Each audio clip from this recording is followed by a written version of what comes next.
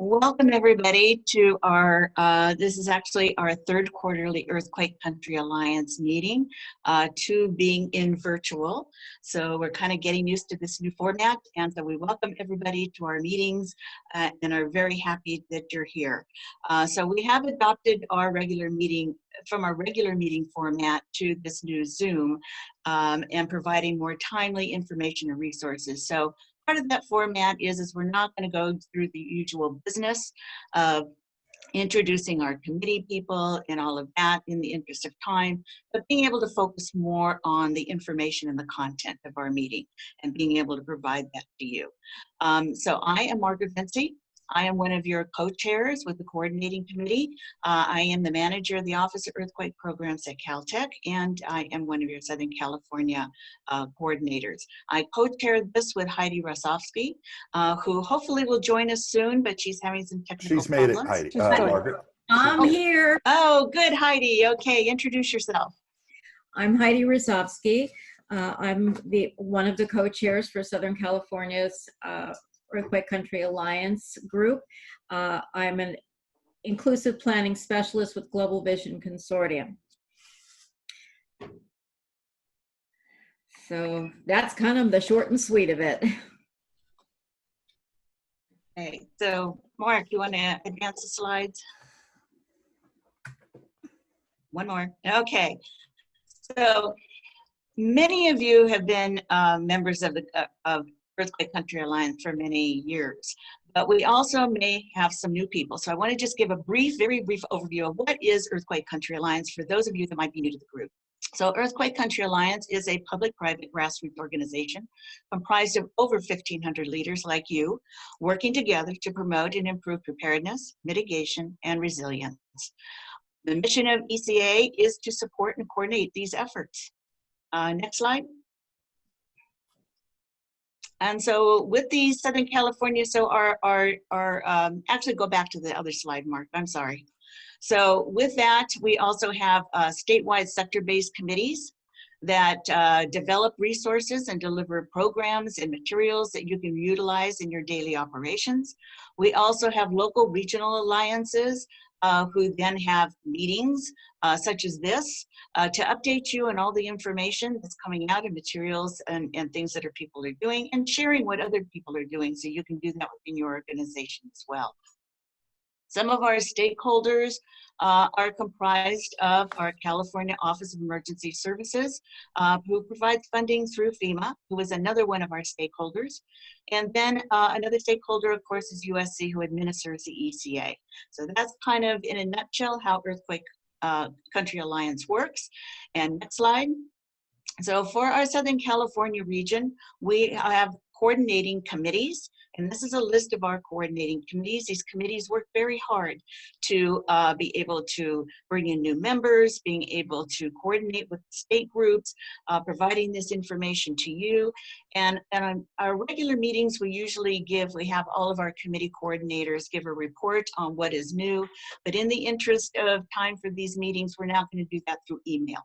So that information will now be provided to you by email. So watch for those emails on webinars, meetings, what our coordinating committees are doing, speaker events, as we work through in this new digital world.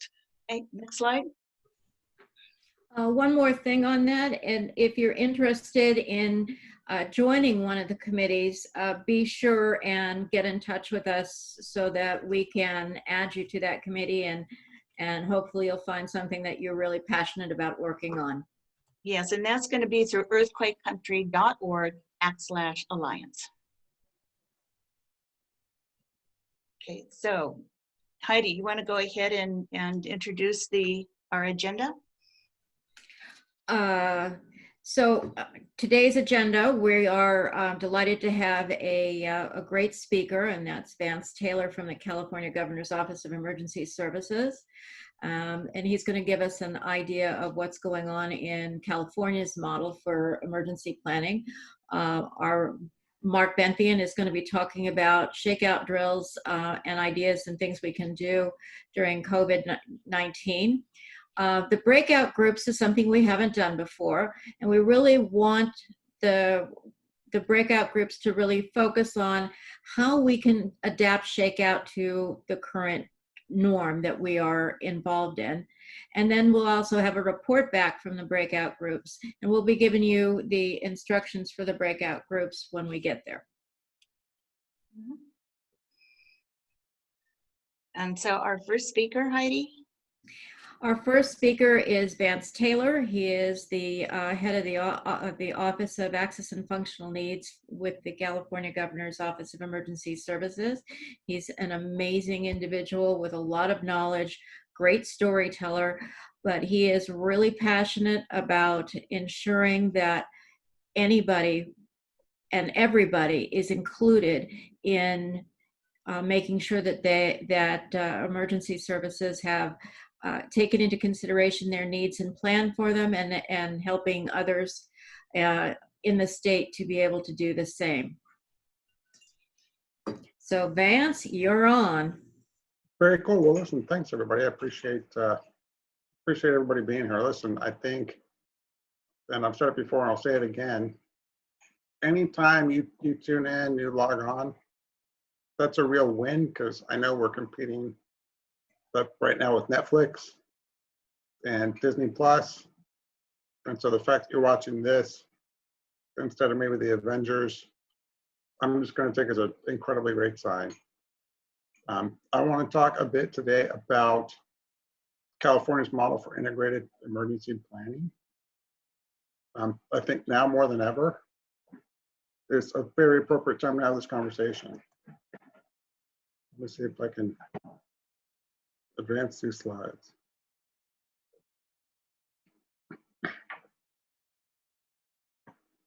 All right, excellent. So, you know, essentially when we talk about disasters and we're looking at inclusive planning and integration and the way that we respond and recover, really, we find many times it comes down to three main buckets. And that has to do with communication, transportation evacuation, and emergency sheltering, right? We find that those tend to be the spots that get focused on, which isn't to say we don't look at everything else, but we find that if communities and jurisdictions can really ramp up to address these three areas, that 9 times out of 10, they're going to do pretty good. Before I get into exactly where we are and what we're doing right now, I do want to take just a moment. I think it's important for us to understand where we've been. That we understand that as a nation, historically, we have not done a good job of integrating disability and the needs of older adults and the needs of anybody with an access or a functional consideration has into the way we plan, prepare, respond, and recover from disasters. And Hurricane Katrina always, I think, factors into this discussion. That really highlighted at a global level the fact that there's this huge discrepancy and disparity in the way that people are impacted and who's impacted by disasters, right? We witnessed that 70% of everyone who died had an access or functional need, right? That as evacuations took place, oftentimes it was through non-accessible means, forcing people to pick between staying in the danger zones or leaving their wheelchairs and durable medical equipment behind. We see that where communication occurred, there was a lack of things like ASL interpretation. There was a lack of foreign language translation. Alternate formats just weren't available. And then if you look at the sheltering, things like portable accessible showers, and accessible restrooms and full wraparound services to assist individuals who were sheltering without their personal care assistants. Those gaps were huge. And so it all came to a head and created this rift. And I would say even divided or exposed a rift that had existed between the community and emergency management. And I want to point out, and it's really important to say, that emergency managers then and emergency managers now tend to be salt of the earth people, right? Good people, they want to do good things. But sometimes what lacks is the perspective. And it's easy to think about it from this lens. Well, a lot of emergency managers are former law enforcement, former first responders, former military, most of whom do not have a lived experience in the access and functional needs realm. So when I go into a room, because I use a wheelchair, I'm automatically scanning that room. I do it at really almost a subconscious level. I'm scanning that room for access. Are there impediments? Are tables too close together? Are they high enough? Is there a ramp, elevator? So these are all the things I'm looking at. And that's because my perspective comes from somebody who sat in a wheelchair most of his life. But if you don't have that perspective, then you're not going to think to look for those things unless you've been trained or otherwise taught to do so. And so that's why so many of the plans that were developed lacked. It wasn't because of a deliberate oversight, but rather a limited perspective. And so we've tried to address that. And in California, that took the form of the creation of the Office of Access and Functional Needs, where the governor looked and said, hey, this is not just an issue during major disasters, it's also an issue during all emergencies. And so this office was created,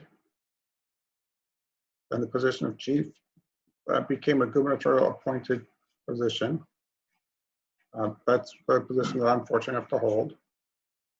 And the governor created this charge saying, identify the needs that exist before, during, and after emergencies. And then once we understand those needs, we get our arms around what those are, then address them by integrating them throughout every facet of the emergency management process. And that's a tall order, but it's one that we do in close participation and partnership with our stakeholders. Because there really is no one single entity that owns disaster response, that owns planning or preparedness, owns recovery, right? It's not at the federal level, the state level, local. It's not the CBOs and the NGOs. It's not the private sector. But the fact is that all of us are in this together. And because all of us are in it together, and because all of us are impacted by this, we have to work and in partnership collectively start taking bites at this apple until not only we fill the gaps that exist, but that we create a culture of inclusion and integration where we do the right things because it's the right thing to do. not just because it's required, right? That we look at the whole picture instead of just checking boxes. And so that's an essential element of success in the work that we do. I will say that on emergency communication, we have to look and say that life-saving information is just that, it's life-saving. And the ability to communicate with people effectively is never more important than it is during a disaster. And to do that, we have to meet people where they are, right? Not everybody can hear, so you need to have ASL, interpretation. Not everyone speaks the same language, so you've got to have foreign language translation services, right? Some people are blind, some people have intellectual disabilities. So we look at things like alternate formats and plain text. And then through our partners, we push that information broad and far and ask that our stakeholders continue that push throughout their clients, consumers, and the constituencies that they serve. Because they are trusted, right? If somebody gets an email from a trusted service provider, that means something. There's a credibility there. So that's how we get water to the end of that row. When we look at things like transportation and evacuation, we have to think about it through a few different levels, right? One is awareness. If there's a fire and I need to get out right now, who do I call? Right? If I need accessible transportation, who do I call? And what coordination is a local jurisdiction doing? Is there a memorandum of understanding or an MOA in place for jurisdictions where they've got agreements with these different providers? And is there a level of operational expediency? Right? Are we moving faster than we used to? Because the reality now is that people with disabilities, older adults, anyone with an access or functional need, just don't have the luxury of time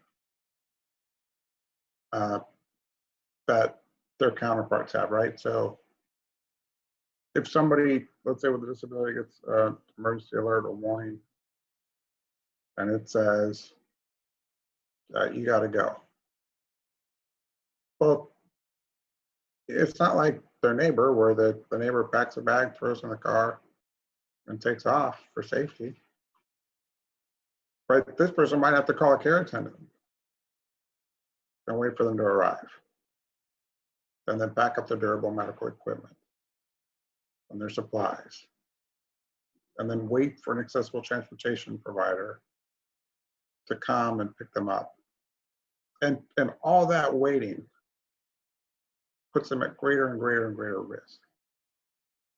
Until what we find is that too often, people who lack the ability to run from their homes for help perish or experience greater levels of suffering than their counterparts, and that's just not okay. And so this transportation and evacuation piece is essential. And I want to talk about sheltering. I think obviously if you're going to shelter in place, and this is oftentimes what you're going to see in like an earthquake scenario, right? If it's safe to do so, you may need to shelter in place.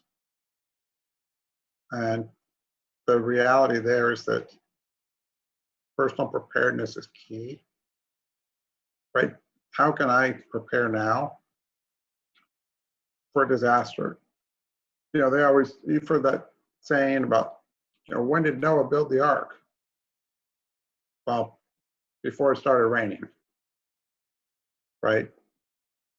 So we need to be looking at food storage and medicine backup. We need to be looking at our support networks and getting the systems in place. We need to be looking at neighbors helping neighbors approaches. We need to plan as though no one is coming for us. Because in fact, during a large scale disaster, an event where you have to hunker down, but there's going to be more people to check on than there are people to do the checking. From the sheltering standpoint, I'll tell you what's going on right now, right? Because we've got this COVID-19 environment, and yet there are wildfires, and yet there are earthquakes, and yet there are disasters. And so when we look at sheltering, right now our default is non-congregate sheltering. We want to be able to avoid bringing mass numbers of people together. And so our default right now is hotels and motels. Actually, hotels, motels, and dorms. And so you'll see that there's a great number of individuals who are actually hoteled right now, instead of being in a congregate setting. And for those people, they still have to have access to wraparound services and 3 meals a day and wellness checks. And all of that is done, but it's done in a form and fashion that reduces in-person and person-to-person contact, and in a way that allows them to have the privacy that they need. We always say successful sheltering doesn't happen without planning and partnership. We never separate people from their support systems. And when we do have to have congregate settings, like right now at Santa Cruz, there's several shelters. One in Lassen, there's one in Sonoma County. There's health screening in place, social distancing measures in place. They're not doing buffet style meals. There's a very different look, feel, and way that we're handling this issue in order to prevent the spread of COVID. My office, in terms of resources, we've got a lot of resources to look at. I'd like everybody to take a look at those when they get a second.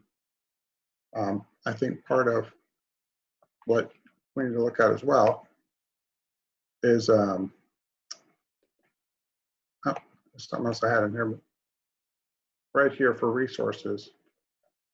The Earthquake County Alliance, they've updated their materials, and they're not just in Spanish, but they're coming up in more languages. And they've got a lot of really great resources. And so I just want to take a second and compliment Mark and the team for what you've developed, and not just for what you've developed, for the way that you've approached it through the inclusive perspective, right?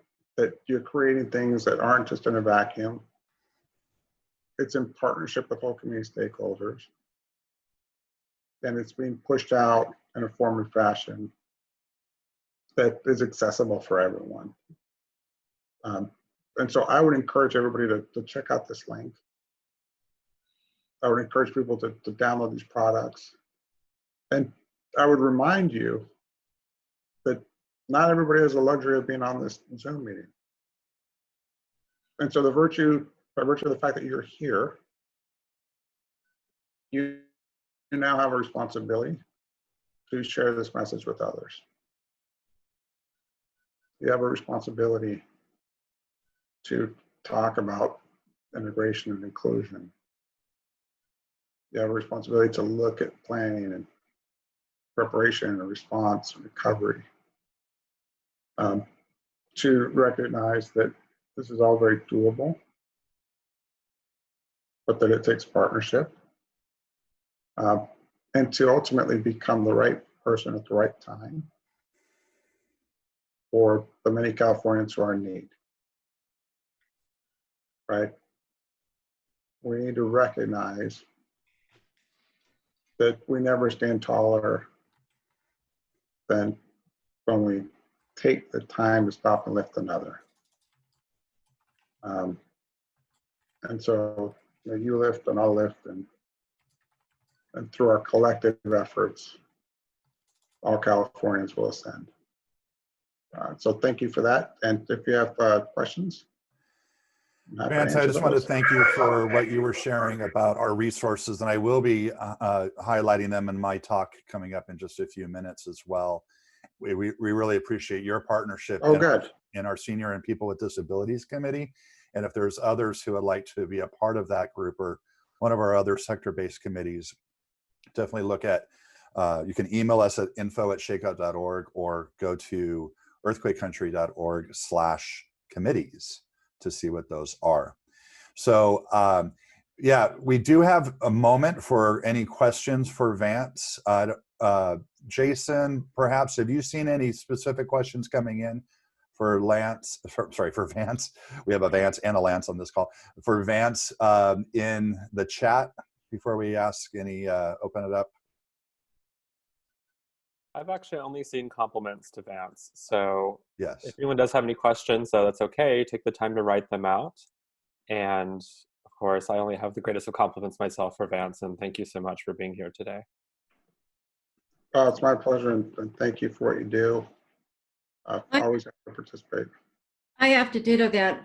Vance Taylor has been very giving of his time and is really, in general, and has really taken the office that he holds to a place where it's the resources and the information that he can pass on is just really amazing. And he's very open with sharing his time and sharing his sharing those resources, and very open to receiving new information and new resources, and is always looking to try to circle us all together. So I think what we should do is, if you do have questions for Vance, and Vance, are you able to stay on through the rest of the meeting? Unfortunately, I've got to jump on with our mass care and shelter task force. Okay. I understand. So if you do have questions you'd like us to share with Vance in writing, you can go ahead and put that in the chat, and then we'll share those via email with Vance. So thank you very much again for joining us today. Yes, and thank you, Vance. It is so important that we all work on a culture of AFN inclusion in our daily lives, but especially in times of need, and that we have the skills and know what to do. So part of what we want to provide at these meetings and these workshops is information so that people have the skills in being able to help people with AFN. Thanks, Thank everybody. you. Thank you, Vance. So next on tap is going to be our illustrious leader. So Mark Benthien is the Executive Director of Earthquake Country Alliance. He is our champion, and he steers the ship in all things Shakeout. As we contemplate moving into this new world of COVID, we're all kind of wondering, what are we going to do with Shakeout, and what is it going to look like? So Mark is going to provide us with unique guidance on how this might look like in doing Shakeout in place. Mark?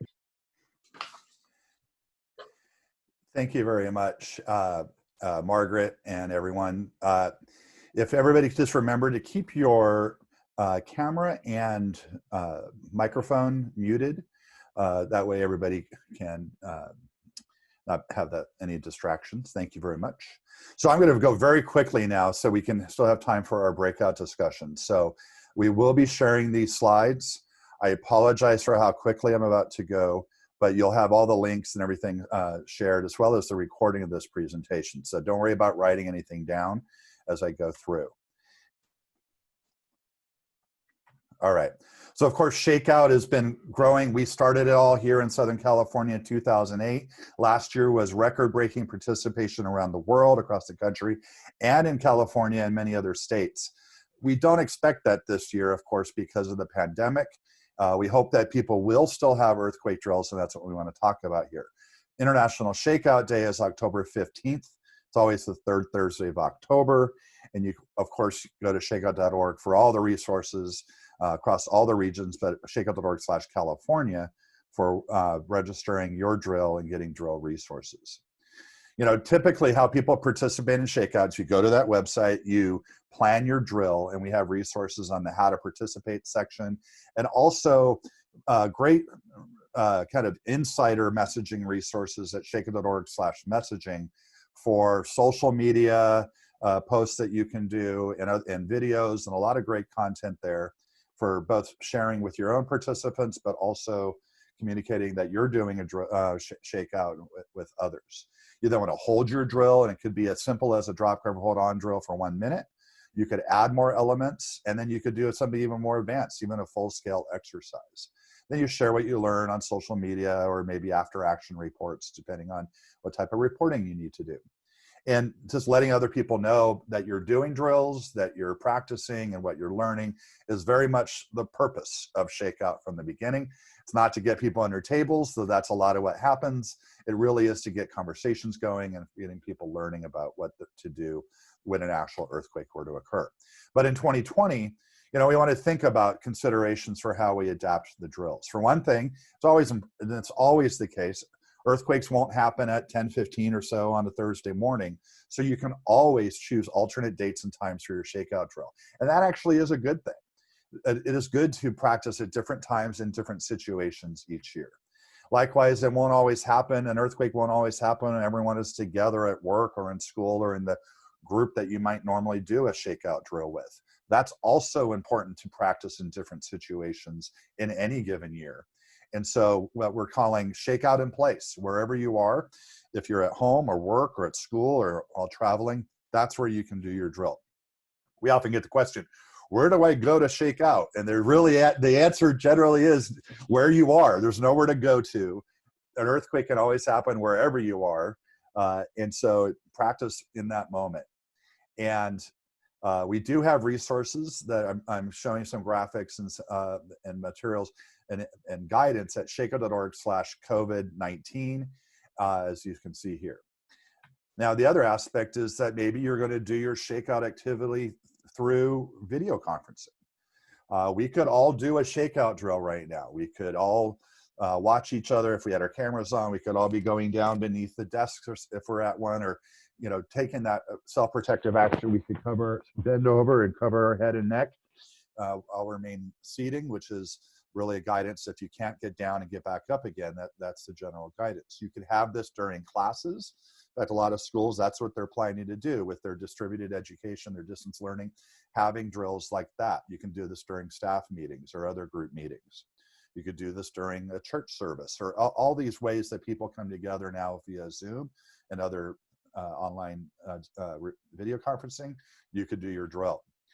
But of course, if you're in person, you want it in the drill setting, you want to have that space between people. You want to do the physical distancing and all the considerations for COVID. Everyone can shake out. And shown here, people are in the office, in the workplace, in a church, young people at a daycare, CERT teams. Everyone can shake out. And of course, that also means, that really means everyone. And we've really been, as Vance was talking about, we've been doing a lot of work to make sure that we're having information for people with disabilities and other access and functional needs. And it's really key to understand that could be all of us tomorrow, because what that includes is if you slip and fall and break your leg or sprain your ankle, or something happens to where you're no longer able to do what you might normally do during an earthquake. You want to understand how you would adapt that for your new situation. So maybe it isn't getting down under a table if you wouldn't be able to get yourself back up again because of your new situation. So this also includes people who speak different languages and all the barriers to understanding and being able to take action and learning about that. So what's really key also is this slogan of nothing about us without us, meaning you will include people who are in your organization who have a disability, access, and functional need in the planning of your drill. And this simple way to do that is to ask them, what's the best way to assist you? We have guidance on where we've adapted the 7 steps to earthquake safety for people with disabilities. That's one of the resources Vance was messaging at earthquakecountry.org/disability. And hopefully you've seen this image, at least hopefully you've seen the top image with the drop, cover, hold on, but adapting that guidance for people who use a walker or wheelchair, where we actually call it lock, cover, and hold on, lock or brake, set your brake of your wheels if you have them, and then bend over, cover your head and neck. Make sure other people around you know that that's what you're planning to do. You don't want people dragging you out of your chair and under a table because thinking that they're doing the right thing, that may actually cause more injury. So we do have videos on all the different situations, or many at least, the situations you might find yourself in. These are little clips of those videos.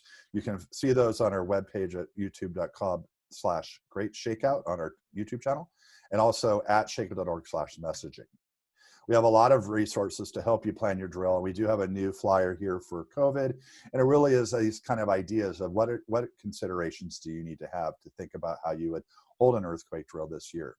And like I was saying earlier, there's always good to have your drills in new ways that you don't normally have, not just because of a pandemic, but in any year, it's good to mix up what you do. Maybe have your drill in the later afternoon, or if it's a school, in between class sessions, or at lunch, or all these different ways that you can test, because the earthquake is probably going to find that time that you didn't plan for, and that's when it's going to happen. So always good to have a different type of activity. Now, one of the resources that we're going to be coming out with is adapting a few slides I'm going to show you here that we've had for higher education. We're going to have this now available for like a professor to use in their classroom. We're going to adapt this now for families or for schools at different levels, workplaces, to where you can, if you're planning to do something online, you can have a little PowerPoint set to for your use. So to kind of start like this, very basic about what Shakeout is and why we practice drop, cover, hold on. A little bit more about drop, cover, hold on, and then will be the next slide. And then this slide actually has the recording that you can play for a 1-minute narration with some sound effects during your drill to make it easy for people to know when to actually get back up. And it lasts a minute, so it gives you that good timing for how long you really should be staying under where you are. And then some questions that may be different for different groups that you could have as a discussion afterwards.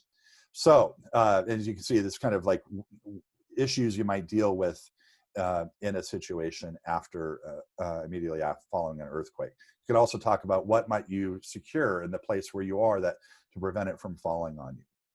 So that's just some ways to kind of get the next part going here in the breakout groups we're about to go into. So I'm going to turn that back over to Margaret and Heidi. Great. And so now we're going to have some fun. So we're going to try something new. Part of our ECA meetings always are to engage you as the members, getting you to know one another, sharing ideas. So what we're going to try to do in this section is do breakout rooms. And so you're about to go into a breakout room. Mark is going to automatically put you there so you don't have to do anything. We want you in this room to discuss with the other people in the room, your group, is how might you adapt your shakeout drill this year? The goal is to come up with 2 or 3 ideas about how this might be done. And then we will then come back together after the discussion. So you'll have, we're kind of running short on time, so you'll have about 5 minutes to discuss that, maybe 7, then come back to the group and then to share your ideas with others so that we can have some ideas going forward with what some people might be doing in this world of COVID 2020 shakeout. Okay, so some of the questions you might discuss are, what will you do this year? Where will you do your shakeout? Who will be included? How will you utilize this? And then also think about videotaping your shakeout and then providing it to us, and we can post it on our website. Okay, so we're getting ready to start. And in your rooms is actually going to be one of our coordinators. So one of our SoCal coordinating committee members will be in each one of these rooms. They will take notes and write down what you're discussing and then be able to report back to the group. So when you're done, you'll come back to the group and report. If there is not a coordinating person in your group, then choose somebody to do that, okay? So Mark, you wanna push that button? Oh, this is Jason. Mark, before you might do that, we do have a question from somebody in the queue. Can we go ahead and address that really quick? Yes, definitely. Okay.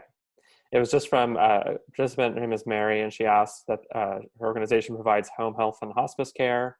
Her biggest challenges is providing the support they want to as a healthcare provider. How can they best educate their patients and their families for emergency planning and resources? This is Heidi. Let me take that. I think one of the things that you can do is to put together, when you go to a home, some of the resources that they might need to consider, and as a family and as a on whatever setting that the individual is living in. Some of the resources that we have that involve people with disabilities are appropriate for a setting where someone is not mobile or who has chronic conditions or is receiving treatment. So it is a situation where you can sit down with the family and start to have that discussion about how to plan for it and what will they do to help care for that individual, especially during a time frame when the resources that you provide may not be easy to access, that you may have difficulty getting to, or to all of the patients and so forth. It really needs to be their nuclear family or whomever supports them needs to be a part of this discussion and the planning. And if you have additional questions or need any additional guidance, Mark can certainly send you to one of the experts that we have in inclusive planning, and also for healthcare issues also. Thank you, Heidi. I just want to say that I've set it to 6 minutes and we should get started. So we're just going to really be sharing ideas for how you're adapting your shakeout drills this year, given what we've just been talking about, and then coming back to report out on those ideas. Okay, welcome back, everyone.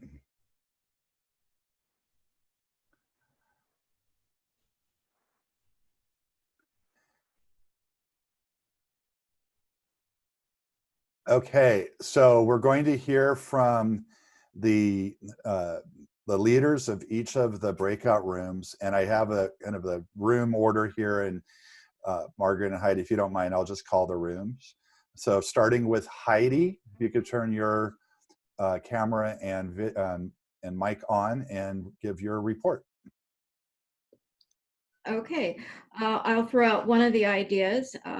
The volunteer groups that are involved with the city of Rancho Cucamonga are going to do something virtually, and then the city is going to do something that is the more typical type of event using the social distancing. And virtually, they're thinking about doing it all together, in like a Zoom room. So those are ours. Great, Margaret. Okay, so something new to add to this is we have an apartment complex that has 12 units in it, and they're going to do a virtual drop cover hold on within all of their 12 units. We also had a Village of the Coast that is a whole coastline of different kinds of complexes with people, many people that are older adults. They're going to coordinate with their CERT groups, and they're going to actually start having meetings and discussing how they're going to evacuate, their preparedness, and start working from square one and working up from that. And we also have another apartment complex that's going to include their languages. They have people with different languages, including language, AFN, and kids utilizing that to teach them the preparedness and the drop cover hold on, doing that virtually. All right, everyone else, you're going to have 20 seconds, give one idea, but we want you to email Gabby, the leaders here, email Gabby the other ideas that you're not going to be able to say. Jeffrey? And then Anna will be up next.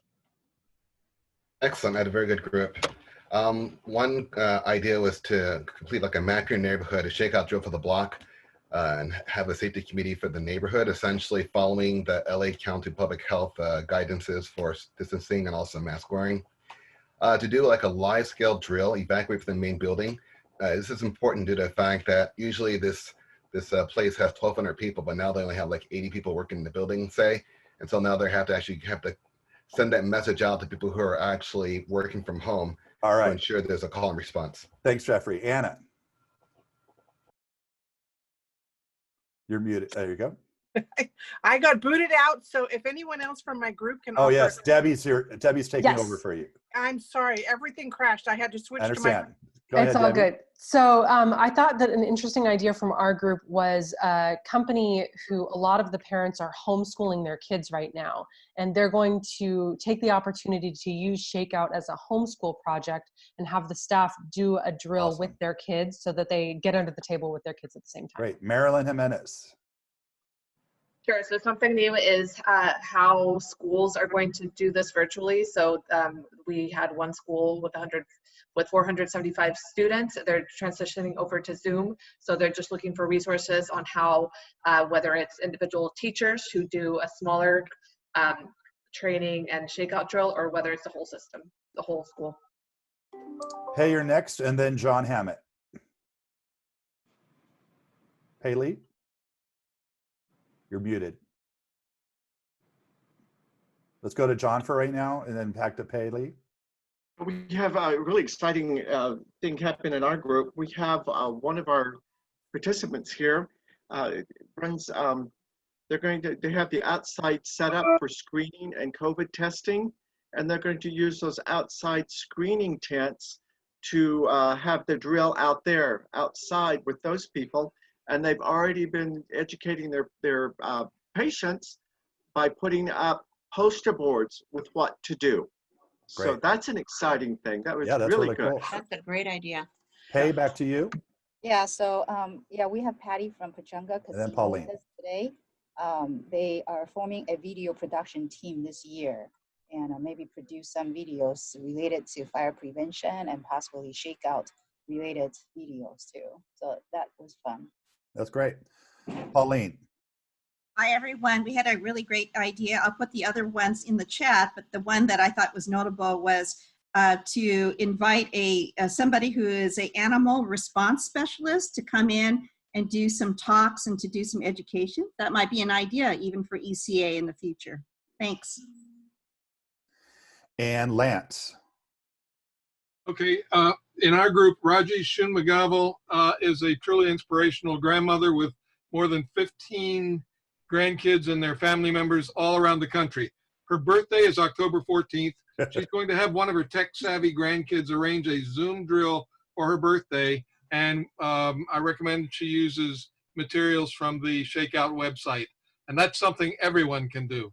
That's great. And then Gabby, room 10.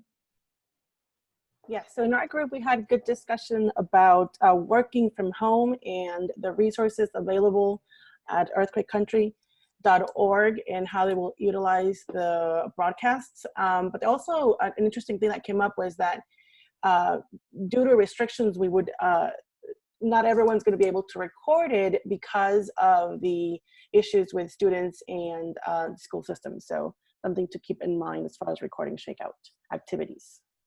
Mm-hmm. Awesome. We're over time, but just Heidi and Margaret, we're going to wrap us up. And if you have any other ideas, you can put them in the chat right now and it will be saved too. So everybody could type ideas. Okay, Mark, you want to go? Yeah. Okay, Heidi, go ahead. Well, thank you all for participating with us, and especially as we tried this new event. Please be sure and go to the shakeout.org sites and the earthquakecountry.org sites to be able to grab some wonderful resources and methods that can help you be able to do that. We have lots like that's going on. We also have our Safer at Home webinar series, and we have the next one's coming up on the 2nd of September. You can see from the slides. what we have going on, please be sure and participate with that. And if you haven't already registered with your drill with us, please do that. And also anyone who wants to make sure that they become an associate and continue to receive information on us, send Yes, in.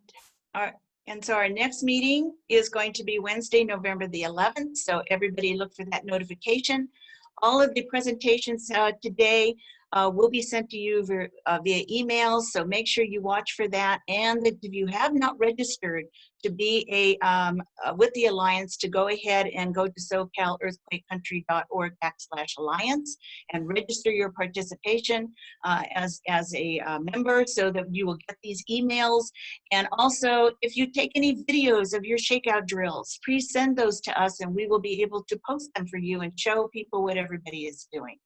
So thank you so much for everybody joining us today. We look forward to hearing from you. Please communicate with us. Any questions you have on today's presentation, send it to us and we'll answer them as best as we can.